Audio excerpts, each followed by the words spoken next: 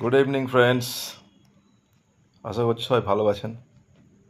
প্রচণ্ড গরম পড়ে গেছে, আর এই গরমে নর্মালি মাথা গরম হওয়াটা খুব স্বাভাবিক একটা বিষয়। তো মাথা ঠান্ডা রাখাটা খুব জরুরি সবার। কিন্তু আমি একটা বিষয় খুব কনফিউজ হয়ে যাচ্ছি।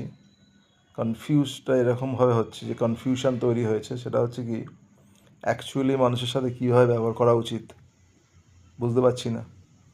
হেসে পোলাইটলি কথা বললে মানুষ মনে করে দুর্বল, মানুষ মনে করে ব্যাটা কিছু না।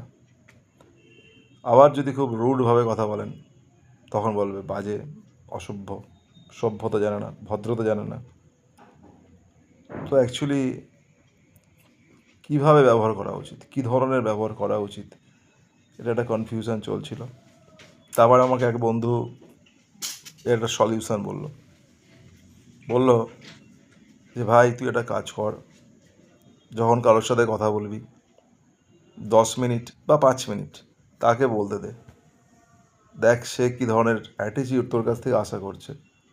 মানে তোর সাথে সে যেভাবে অ্যাটিচিউড করবে, রুট করলে তুই রুট কর, আর যদি মিষ্টি ব্যবহার করে তাহলে মিষ্টি ব্যবহার কর। তো আমার মনে হয় এটাই উচিত, মানুষের ব্যবহার দেখে তার সাথে ব্যবহার করাটা উচিত।